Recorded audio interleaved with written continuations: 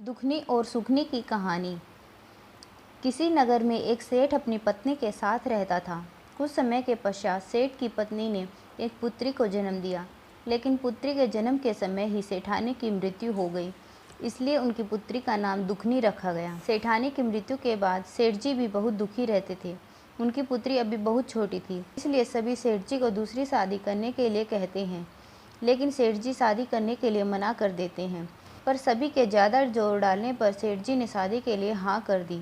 कुछ ही दिनों में सेठ जी की दूसरी शादी हो गई, लेकिन सेठानी उस लड़की दुखनी से बिल्कुल भी प्यार नहीं करती थी। धीरे धीरे समय बीतता गया। इस सेठानी के भी एक बेटी ने जन्म लिया। सभी बहुत खुश थे, इसलिए उसका नाम सुखनी रखा गया। धीरे धीरे दोनों बेटियां बड़ी होने लगी। दुखनी हमेशा भगवान शिव की पूजा पाठ किया करती थी और उनका व्रत भी करती थी। सेठानी दुखनी को बहुत दुख देती थी, उससे घर के सारे काम करवाती, उसे ढंग से खाना भी नहीं देती।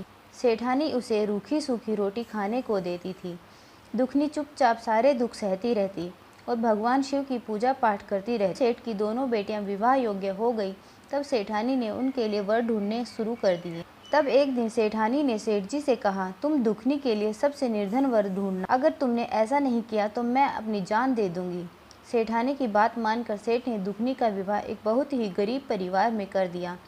दूसरी पुत्री सुखनी का विवाह एक संपन्न परिवार में कर दिया। दुखनी और सुखनी दोनों बहनें ससुराल चली गई। दुखनी का पति बहुत गरीब था, वह कुछ काम भी नहीं करता। दुखनी ही दूसरों के घरों में जाकर काम किया करती थी और किसी भी तरह अपना गुजर बसर किया करती थी, लेकिन उसने भगवान शिव की पूजा और व्रत करना नहीं छोड़ा। धीरे धीरे समय बीतता गया।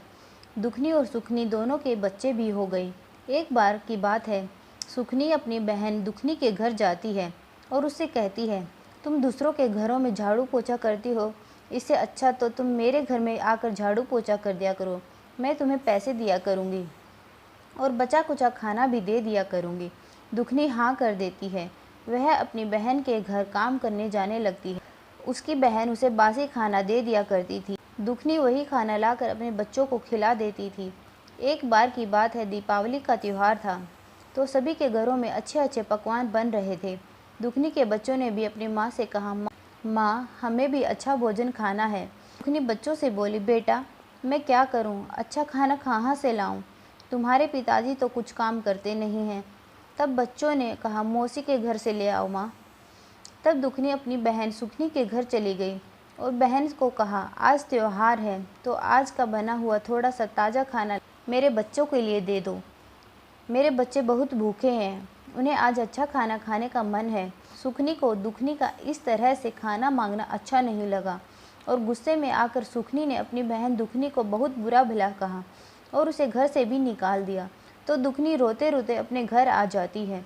दुखनी को रोता देखकर उसके बच्चों ने कहा, माँ क्या बात है, तुम तो मौसी के घर खाना लेने गई थी, फिर तुम रो क्यों रही हो। तब दुखनी ने कहा, बेटा तुम्हारी मौसी ने खाना नहीं दिया और बहुत बुरा भला कहा। तब दुखनी ने सोचा, आज त्योहार है, मैं अपने बच्चों को अच्छा खाना जरूर खिलाऊंगी। उसने सोचा कुछ लकड़ियाँ बेचकर बच्चों के लिए खाना ले आऊँगी, इसलिए वह वन की ओर जाने लगी। फिर चलते चलते रास्ते में दुखनी को एक गाय मिली। वह गाय दर्द में तड़प रही थी, वह बच्चों को जन्म देने वाली थी। उसने दुखनी से कहा, बेटी जरा मेरी मदद कर दो, मुझे बहुत दर्द हो रहा है, मेरे पेट पर हाथ फिरा दो। दुखनी गाय के पेट पर हाथ फेरने लगी और गाय ने आसानी से बच्चों को जन्म दे दिया। फिर वहाँ से दुखनी आगे बढ़ी और आगे रास्ते में एक नागिन मिली, इसके ऊपर केचुली थी। वह केचुली निकाल नहीं पा रही थी, उसे ठीक से कुछ दिखाई भी नहीं दे रहा था। उसने दुखनी से कहा, जरा मेरी मदद कर दो, मुझे बहुत तकलीफ़ हो रही है। दुखनी उसकी मदद करती है और नागिन आसानी से केचुली छोड़ देती है। फिर दुखनी आगे बढ़ जाती है। दुखनी वन में पहुंचती है। वन में वन माता एक बूढ़ी औरत का रूप बनाकर वहां बैठ जाती है और दर्द में कराहने लगती है। दुखनी को देखकर बूढ़ी माँ कहती है, बेटी जरा मेरी मदद कर दो, मेरे पैरों में बहुत दर्द हो रहा है, तुम मेरे पैर दबा दो। दुखनी कहती है, ठीक है माँ।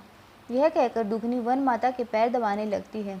कुछ देर बाद दुखनी जाने लगती है तो बूढ़ी वन माता कहती है, मेरे पास एक पोटली है, तुम इसे ले लो। दुखनी पोटली ले आती है और उसे खोल कर देखती है। उस पोटली में बहुत सारा सोना चांदी था। तब दुखनी कहती है, माँ यह तो सोना चांदी है, तब बूढ़ी माँ कहती है, तुमने मेरी मदद की है, इसलिए यह तुम ले जाओ, और एक थैला भी है, इसे भी तुम ले जाओ।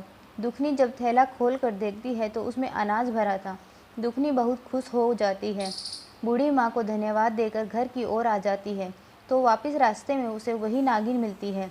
वह नागिन दुखनी से कहती है, तुमने मेरी मदद की, इसलिए मैं तुम्हें एक मणि देती हूँ, और कहती है, इसे तुम अपने घर में रख देना, तुम्हारे घर में कभी भी धन धान्य की कमी नहीं होगी।